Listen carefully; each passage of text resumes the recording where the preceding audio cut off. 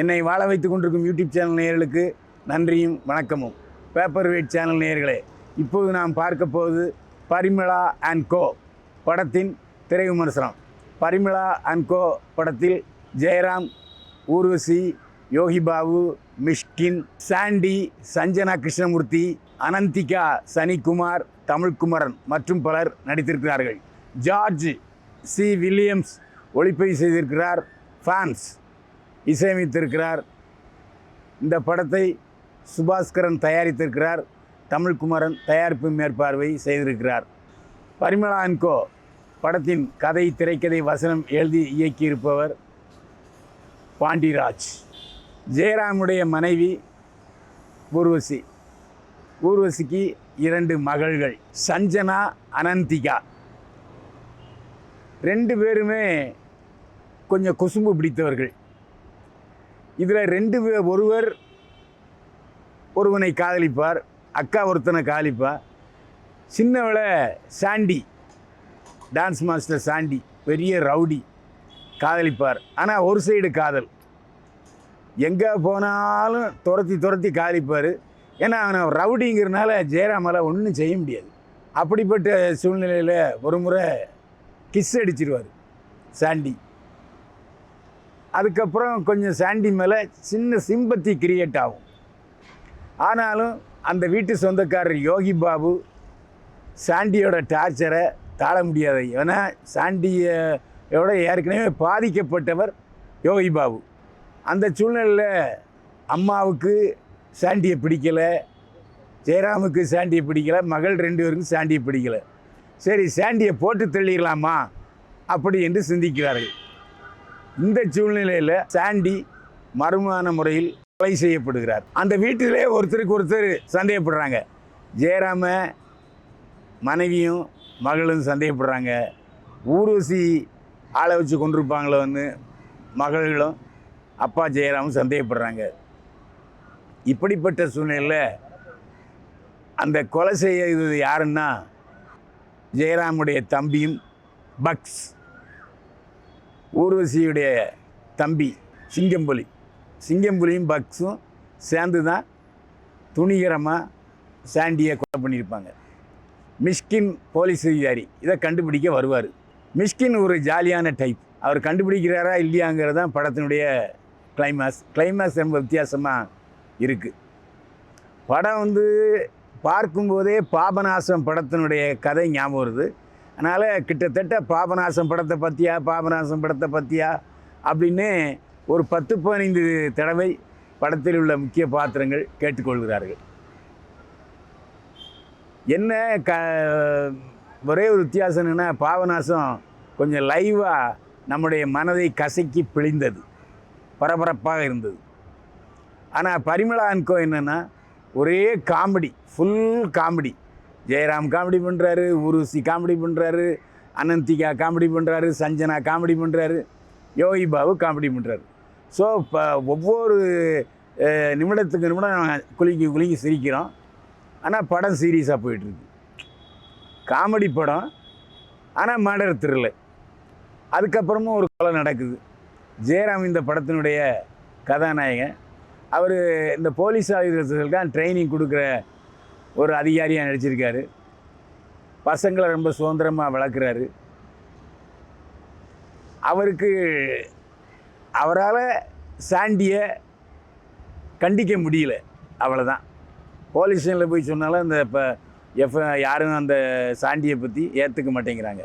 ஏன்னா சாண்டிக்கு அரசியல்வாதியுடைய ஆதரவு இருக்குது, மேலெடுத்த ஆதரவு. ஊர்வசி படம் முழுக்க வெகுளியாக பேசுகிறாரு. ஆனால் நாம் குலுங்கி சிரிக்கிறோம். அத்தை செத்து போயிட்டான்ட்டு மகளில் கூப்பிட்டு போவார் காரில். வர்ற வழியில் உட்காந்து சப்பாத்தி சாப்பிடுவாங்க. அந்த சீன்லாம் விழுந்து சிரிக்க வைத்திருக்கிறார் ஊர்வசி. அதே போல் 2 மகள்களும் ரொம்ப அழகாக இருக்காங்க. சாண்டி வில்லத்தனம் பண்ணுகிறார். ஒரே ஒரு விஷயம், சாண்டி திடீர்னு பேயா வர்றாரு. ஏன் பேயா வர்றாரு அப்படிங்கிறது நமக்கு தெரியல. அப்புறம் கதாநாயகியே பேய படா அப்படின்னு விரட்டி விட்டுறாரு. பேய் போயிடுது. இதுக்கு இடையில் சாண்டி இன்னொரு பெண்ணை வேற காதலிக்கிறார். அது அவங்க அம்மாவுக்கே தெரியாதான். அவங்க அம்மா ஜெயராமுடைய மருமகளை கூட்டி அலையுது. இப்படியாக சில லாஜிக் மிரர்கள் படம் முழுக்க நிறைய இருக்குது. சிங்கம்புலியும் பக்ஸும் சேர்ந்து கொல்கிற இடம் ரொம்ப தமாஷா இருக்குது. ரெண்டு பேரும் அந்த சாவு வீட்டில் பண்ணுற அழிச்சாட்டியங்களும் ரொம்ப சுவாரஸ்யமாக இருக்குது. அதே மாதிரி அனந்திகா திடீர்னு வீட்டில் ஒயின் பாட்டில் வச்சுருக்கு. என்னன்னு கேட்டால் முகம் நல்லா அழகாக இருக்கும், அதனால் ஒயின் சாப்பிட்றேன் கொஞ்சம் கொஞ்சமாக அப்படின்னு சொல்கிறதெல்லாம் திணிக்கப்பட்டதாக இருக்கிறது. இந்த படத்தை பொறுத்த வரைக்கும் எல்லா நடிகர்களுமே மிகச்சிறப்பாக நடித்திருக்கிறார்கள். அதில் மிஷ்கின் இருக்கார், மனுஷன் தின்னி பண்டாரம், எப்போ பார்த்தாலும் தின்னுக்கிட்டே இருப்பார், ஆனால் காமெடியாக பேசிகிட்டே இருப்பார். படம் முழுக்க அவ்வளவு பெரிய உடம்பை தூக்கிக்கிட்டு அவர் ஓடுறது கொள்வது, அப்புறம் காமெடி பண்ணுறது, அப்படி இப்படி பார்க்குறது. மிஷ்கின் ஒரு மிகச்சிறந்த காமெடி நடிகராக இதில் எஸ்டாப்ளிஷ் பண்ணியிருக்காரு. இதுக்கு காரணம் இயக்குனர் பாண்டிராஜ் என்றால் மிகையாகாது. யோகி பாபு படத்தில் காமெடி பண்ணுறேன்னு சொல்லிட்டு நம்மளை வதை பண்ணுறாரு. காமெடி பண்ணவே இல்லை அவர். மகளா மனைவியா அதுவும் சந்தேகம். எப்போ பார்த்தாலும் அந்த மாடியில் நின்றுட்டுருக்கு. அந்த ஏங்க அது உங்கள் மனைவியா, ஐயையோ அது என் மகங்கிறாரு. அது ஒரு காமெடி டைப்பாக இருக்குது. அவ்வளவு பெரிய டார்ச்சர் உள்ள குடும்பத்தை அவரால் வாடகை வீட்டிலேருந்து துரத்தவும் முடியல. யோகி பாபுவால் சிரமப்பட்டுக்கிட்டு இருக்காரு. இந்த படத்தை பொறுத்தவரையில் ஒரே ஒரு லவ் டியூட் தான். அது சாண்டியும் இன்னொரு பொண்ணும் டான்ஸ் ஆடுறாங்க. அது பரவாயில்லாமல் இருக்குது. அதுக்கப்புறம் பூரா எல்லாம் அந்த சீக்வன்ஸ் சாங்ஸ் தான்.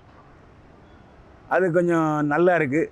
அந்த இசையமைப்பாளர் புதியவர் நினைக்கிறேன், ஃபாக்ஸ் அப்படின்ற புதிய இசையமைப்பாளர். பின்னணி இசை தூக்கலாக இருக்கிறது. 2 பாடல்கள் கேட்கும்படியாக இருக்கிறது.